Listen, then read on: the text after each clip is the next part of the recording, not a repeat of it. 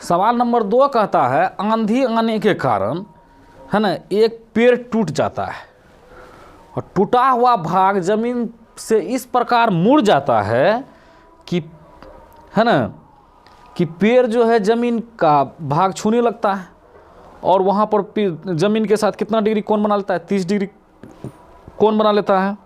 ठीक है, पेड़ के पाद बिंदु की दूरी जहाँ पर पेड़ का शिखर जमीन को छूता है वो 8 मीटर है। तो पेड़ की ऊंचाई ज्ञात कीजिए, पेड़ की ऊंचाई ज्ञात कीजिए। तो चलते हैं हम एक पेड़ बनाते हैं और पेड़ को अभी गिरा देते हैं आंधी कारण, और पेड़ जब आंधी कारण गिर जाएगा तो वो ज़मीन को छूने लगेगा। देखिए कैसे है, इसको ठीक ठीक समझना है।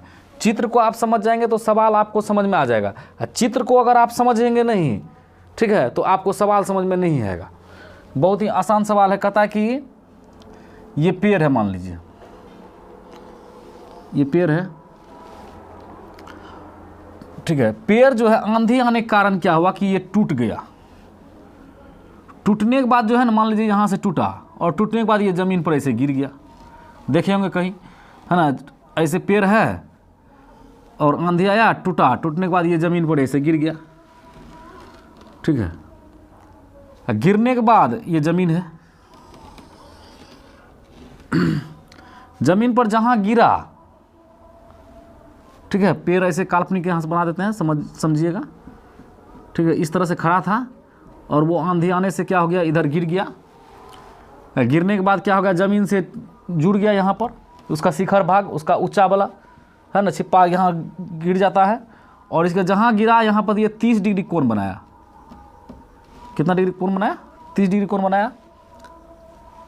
मान लीजिए इसका नाम ए है, इसका नाम बी है और इसका नाम सी है।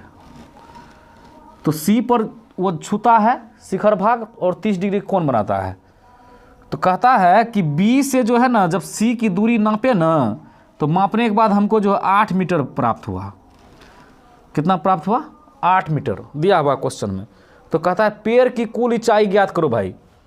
तो पेड़ की ऊंचाई, कुल ऊंचाई तो एक ठो तो ए से बी हो गया, यहाँ से लेकर यहाँ तक, ठीक है, और दूसरा क्या हो जाएगा, यहाँ से लेकर यहाँ तक, आधा भाग यहाँ है, और इसके बाद यहाँ से लेकर यहाँ तक, इस सब को जोड़ देंगे तो हमको पेड़ की कुल ऊंचाई प्राप्त हो जाएगा, नहीं हो जाएगा। तो इसको तो हम एच कह देते हैं, है ना, कर्ण है। ठीक है, समकोण के सामने भुजा क्या कहते हैं, कर्ण कहते हैं ना।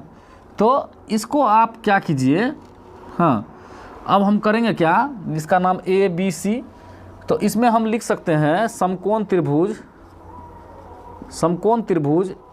ए बी सी में, ठीक ना, ए बी सी में कोण बी बराबर 90 डिग्री है, कोण सी बराबर 30 डिग्री है, बी सी बराबर आपका 8 मीटर है, और इसी में हमको ज्ञात करना है ए बी और ए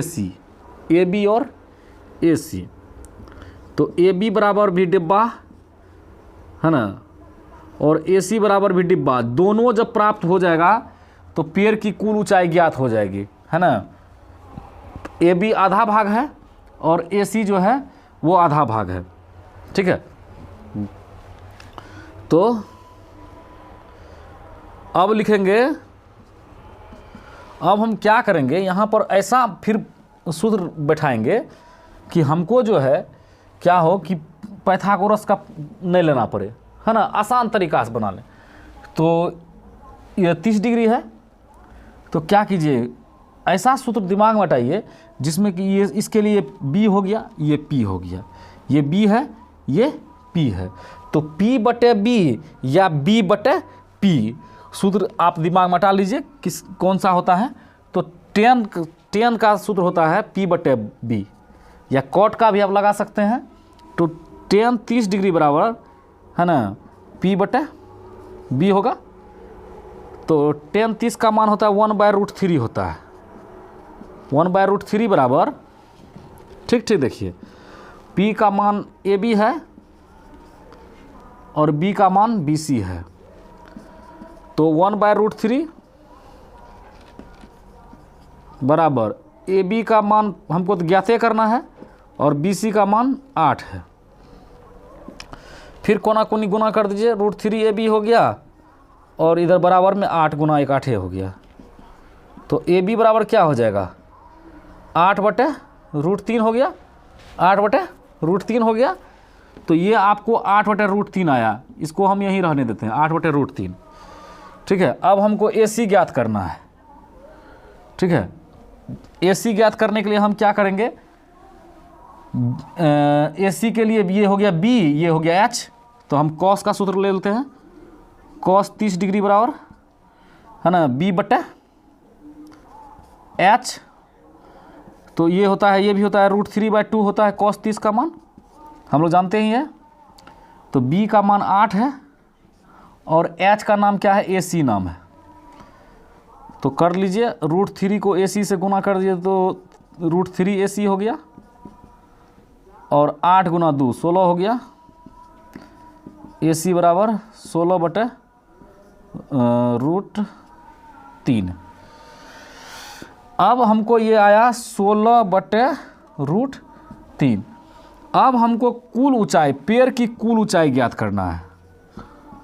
पेड़ की कुल ऊंचाई, पेड़ की कुल ऊंचाई बराबर क्या लिख सकते हैं, पेड़ की कुल ऊंचाई क्या हो गया, बराबर क्या होगा, तो A B plus A C, A B plus A C. तो ए बी का मान है 8/√3 और ए सी का मान है 16/√3। हर दोनों का समान है, तो 16 8 कितना हो गया, 24/√3। अब यहाँ हर का परिमेयकरण कर दीजिए, √3/√3, यहाँ लिख दीजिए हर का परिमेयकरण, हर का परिमेयकरण कर दीजिएगा। तो ये आपका आ गया 24√3/√3 को √3 से गुना करेंगे तो 3 आएगा, 3 8 24, यानी 8√3 क्या मीटर आंसर। ठीक है, 8√3 मीटर आंसर। इसको आप समझ गए होंगे, इसको देख लीजिए और इसका स्क्रीनशॉट ले लीजिए। ठीक है, ताकि भविष्य में आपको ज़रूरी पूरा कर दें। ठीक है।